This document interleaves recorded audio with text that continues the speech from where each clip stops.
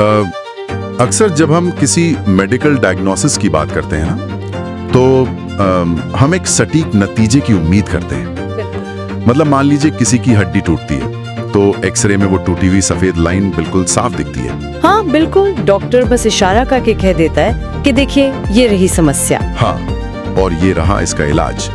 कोई बीच का रास्ता नहीं होता, चीजें साफ साफ और अपनी अपनी जगह पर बंटी हुई होती है। और ये तसल्ली देता है क्योंकि इंसान का दिमाग हमेशा एक स्पष्ट ब्लैक एंड व्हाइट तस्वीर ढूंढता है। एकदम सही। लेकिन जब हम इंसानी साइकोलॉजी या न्यूरो डेवलपमेंट जैसी चीजों की दुनिया में कदम रखते हैं तो अचानक वो एक्सरे मशीन काम करना बंद कर देती है। बिल्कुल, वहाँ कोई साफ लाइन नहीं होती। हाँ, सब कुछ एक धुंधला और अनिश्चित सा परिदृश्य बन जाता है। और अगर हम इस धुंधलेपन की तुलना आज के खेल से करें तो आधुनिक T20 क्रिकेट में एक फिनिशर की दुनिया बिल्कुल वैसी ही है। सही बात है, वहाँ कोई एक्सरे मशीन या सेट फॉर्मूला नहीं है जो बता सके कि मैच कैसे खत्म होगा। और इसीलिए इस चर्चा में हम एक बहुत ही गहरे विश्लेषण पर जा रहे हैं।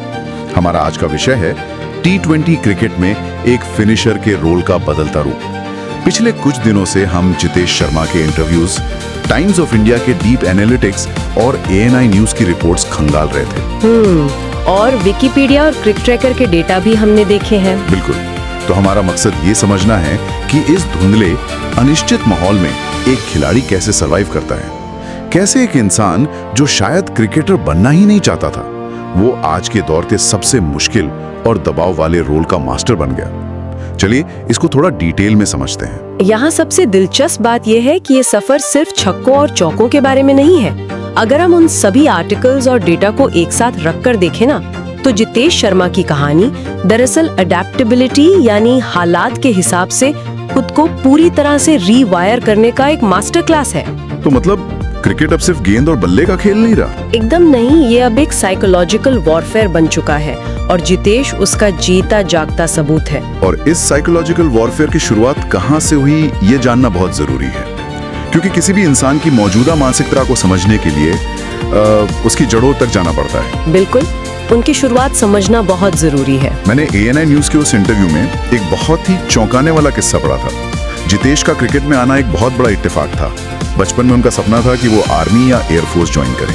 क्रिकेट तो उनके रडार पर कहीं था ही नहीं। हाँ, उनका लक्ष्य बिल्कुल स्पष्ट था, डिफेंस फोर्सेस। लेकिन फिर राज्य सरकार के एक छोटे से नियम ने उनकी पूरी जिंदगी का रास्ता ही मोड़ दिया। वो नियम क्या था? देखिए, महाराष्ट्र में उस वक्त एक नियम था जिसके तहत खेल में राज्य स्तर पर खेलने वाले छात्रों को 25 अतिरिक्त अंक मिलते थे। 25 एक्स्ट्रा मार्क्स?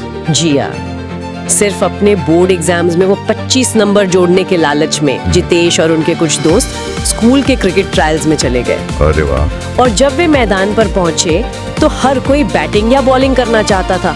सिर्फ एक जगह खाली थी, विकेट कीपर की। दोनों ने बस वो जगह ले ली। बिल्कुल। जितेश ने उसी वक्त पहली बार विकेट कीपिंग ग्लव्स पहने। उन्होंने खुद कबूल किया है कि जिंदगी में वो पहला दिन था जब उन्होंने ग्लव्स को हाथ लगाया था। क्या बात कर रहे हैं? हाँ, लेकिन हैरानी की बात ये थी कि पहली ही बार में वो उनके हाथों में बिल्कुल नेचुरल लग रहे थे। ये तो किस्मत वाली बात हो गई। लेकिन उनके खेल के एवोल्यूशन की असली कहानी तो काफी बाद में शुरू होती है ना? हाँ, 2021-22 के सीजन में वर्ल्ड स्पोर्ट्स एक्सचेंज की प्रोफाइल अगर हम देखें तो जितेश विदर्भा के लिए शुरुआत में एक ओपनिंग बैटर थे। वो पारी की शुरुआत करते थे। अच्छा, ओपनर थे वो? जी। लेकिन फिर विदर्भ टीम की मैनेजमेंट और उनके मेंटर प्रीतम गांधी ने एक बहुत बड़ा रिस्क लिया। उन्होंने जितेश को मिडिल ऑर्डर फिनिशर के रूप में ढालने का फैसला किया। उन्होंने जितेश से कहा कि तुम्हें इवॉल्व होना पड़ेगा। ये तो बिल्कुल वैसा ही हुआ जैसे कोई किसी कंपनी में सिर्फ इसलिए एंट्री लेवल जॉब ज्वाइन करे क्योंकि वहाँ फ्री AC और अच्छी कॉफी मिलती है, और कुछ सालों बाद बोर्ड ऑफ डायरेक्टर्स उसी इंसान को कंपनी का सबसे बड़ा क्राइसिस मैनेजर बना दे। बहुत सही तुलना है ये। लेकिन रुकिए, मुझे यहाँ एक बात समझाइए। क्रिकेट की किताबों के हिसाब से ओपनिंग बैटिंग और मिडिल ऑर्डर में फिनिश करना ये सिर्फ बैटिंग ऑर्डर का बदलाव तो नहीं है। तकनीकी रूप से क्या एक बहुत बड़ा झटका नहीं होता? ये तो बुनियादी रूप से एक अलग खेल खेलने जैसा है। एकदम सही कह रहे हैं आप, और यहीं पर असली चुनौती आती है।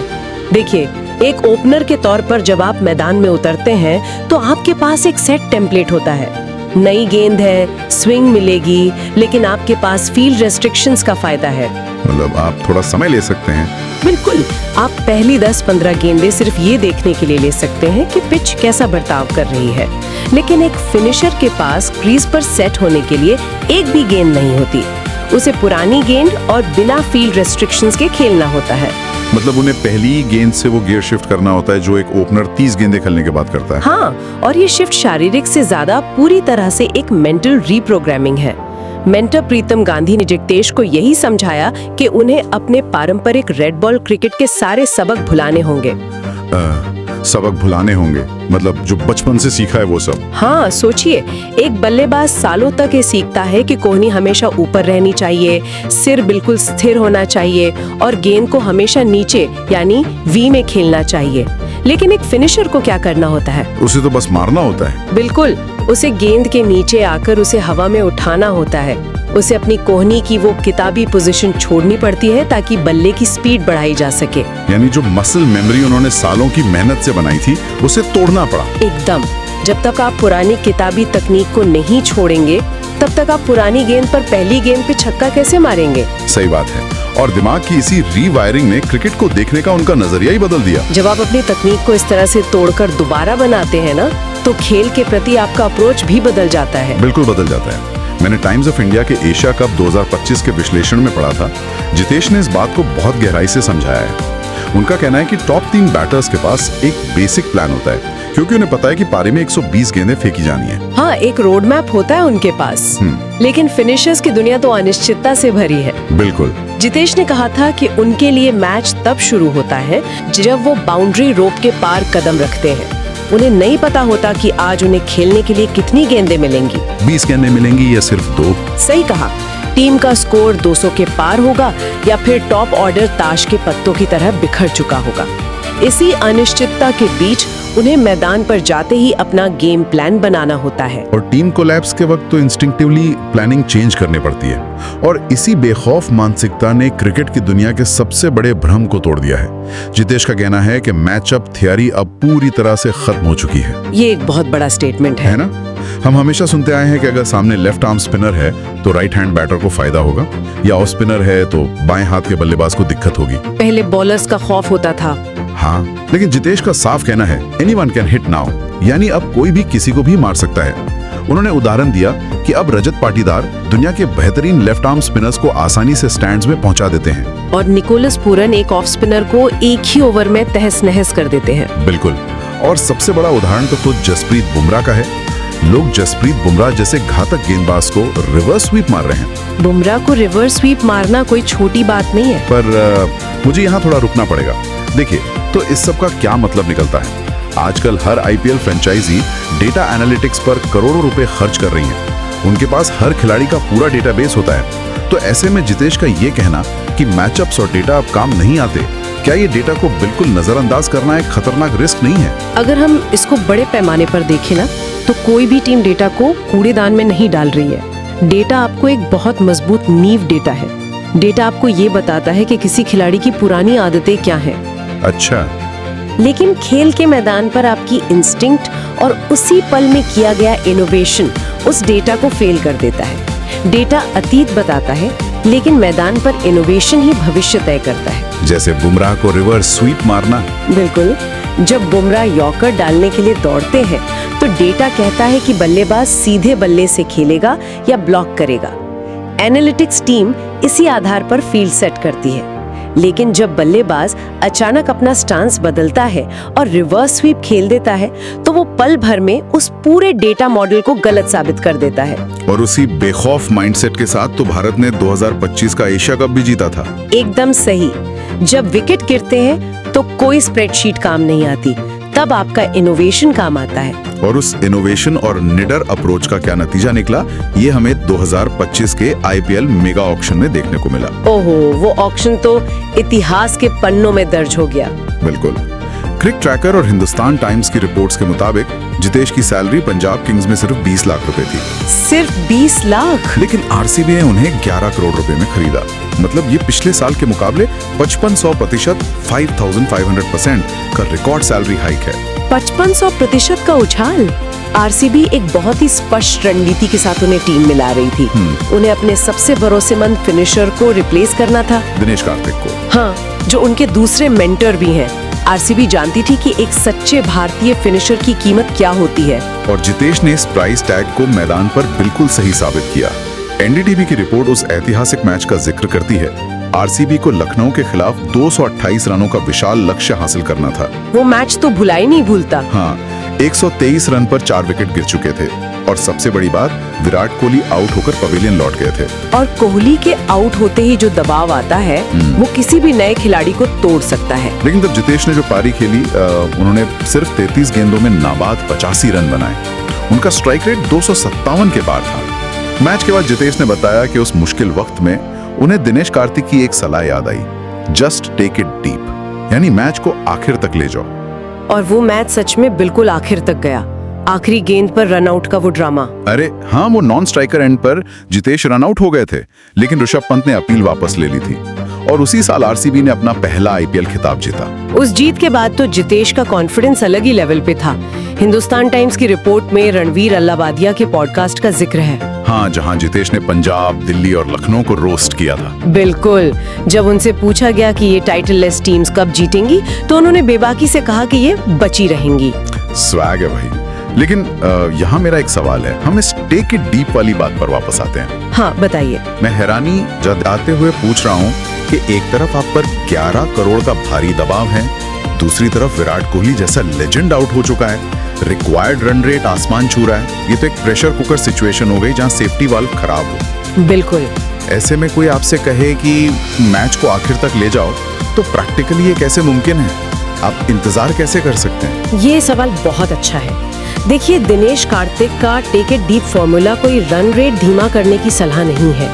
ये दरअसल दबाव से निपटने की एक बहुत ही गहरी साइकोलॉजिकल ट्रिक है। Psychological trick? वो कैसे? जब बल्लेबाज स्कोरबोर्ड की तरफ देखता है और सोचता है कि मुझे इतने रन बनाने हैं, तो उसका दिमाग उस विशाल नतीजे के डर से पैनिक करने लगता है। अच्छा, मतलब दिमाग रिजल्ट पे चला जाता है। बिल्कुल। टेक इट डीप का असली मतलब है अपने दिमाग को उस बड़े नतीजे से हटाकर सिर्फ वर्तमान पर, यानी अगली बॉल पर फोकस करना। जितेश की यही क्षमता उन्हें बाकियों से अलग करती है। वो पूरे लक्ष्य को नहीं देखते, बस अगली गेंद देखते हैं। क्या बात है। लेकिन देखिए, प्रोफेशनल जिंदगी में आप कितने भी महान फिनिशर क्यों ना बन जाए, असल जिंदगी में खेल से भी बड़ी चीजें होती हैं। 2025 के शानदार करियर हाई के बाद जिंदगी ने 2026 में उन्हें एक ऐसी हकीकत दिखाई जो किसी भी क्रिकेट मैच से बहुत बड़ी थी। बहुत बड़ी थी सच में। इंडिया टुडे और विकिपीडिया की रिपोर्ट्स के अनुसार जितेश को 2026 के T20 वर्ल्ड कप स्क्वाड से ड्रॉप कर दिया गया। ये उनके लिए एक बहुत बड़ा झटका था। बिल्कुल। सिलेक्टर्स अजीत अगरकर और गौतम गंभीर ने संजू सैमसन और ईशान किशन को चुना ताकि रिंकू सिंह के लिए जगह बनाई जा सके। जितेश शुरू में बहुत निराश थे। हर खिलाड़ी का सपना होता है वर्ल्ड कप खेलना। हाँ। लेकिन ये स्नब उनके लिए एक आशीर्वाद बन गया। 1 फरवरी को उनके पिता का निधन हो गया। ड्रॉप होने की वजह से ही जितेश अपने पिता के आखिरी 7 दिनों में उनके साथ वक्त बिता सके। ओहो, ये सुन के एकदम, मतलब क्या ही कह सकते हैं। जितेश का वो कोट मुझे याद आ रहा है। उन्होंने कहा था, बाद में मुझे एहसास हुआ कि मेरे डैड को वर्ल्ड कप से ज्यादा मेरी जरूरत थी। उसके बाद मुझे कोई पछतावा नहीं रहा। बिल्कुल, यही बात खेल को जिंदगी से जोड़ती है। सच में। अगर मैं इसकी तुलना करूँ ना, तो ये एक ऐसी सिचुएशन है जहां हम किसी बड़ी प्रमोशन या ड्रीम जॉब के पीछे भागते हैं और जब वो नहीं मिलती तो हम टूट जाते हैं। हाँ, हमें लगता है सब खत्म हो गया है। लेकिन बाद में समझ आता है कि उस रुकावट ने हमें किसी ऐसी चीज के लिए वक्त दिया जो हमेशा के लिए छिन जाने वाली थी। बहुत गहरी बात कही आपने। अगर हम इसको सिंथेसाइज करें तो असली फिनिशर सिर्फ वो नहीं है जो मैदान पर आकर 20 गेंदों में 50 रन मारकर मैच खत्म करना जानता हो।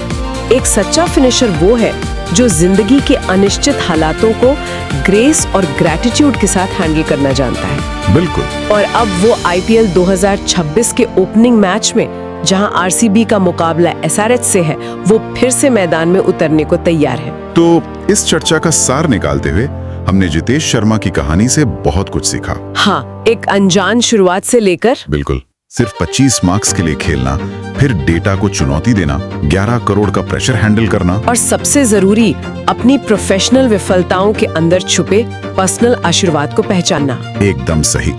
अब आखिर में हम सुनने वालों के दिमाग में एक विचार छोड़ना चाहते हैं। बिल्कुल। T20 क्रिकेट ने हमें दिखाया कि पुरानी मैचअप थ्योरीज और डर को पीछे छोड़ना पड़ता है। जैसे जितेश ने कहा, एनीवन कैन हिट नाउ, कोई भी कभी भी मार सकता है। में ऐसी कौन सी पुरानी रूल्स या बाउंड्रीज हैं जिन्हें आप आज भी सच मानकर बैठे हैं? बहुत सोचने वाली बात है। अगर आप उन पुराने नियमों को इग्नोर करके अपना खुद का रिवर्स स्वीप मारें तो नतीजा क्या होगा? शायद आप भी अपने खेल के असली फिनिशर बन जाएं और अपनी जिंदगी की अनिश्चितताओं को बेहतर तरीके से अपना सकें। इसी मजबूत विचार के साथ हम आज के इस विश्लेषण को यहीं समाप्त करते हैं। खुद पर विचार कीजिए और अपने खुद के नियम बनाते रहिए।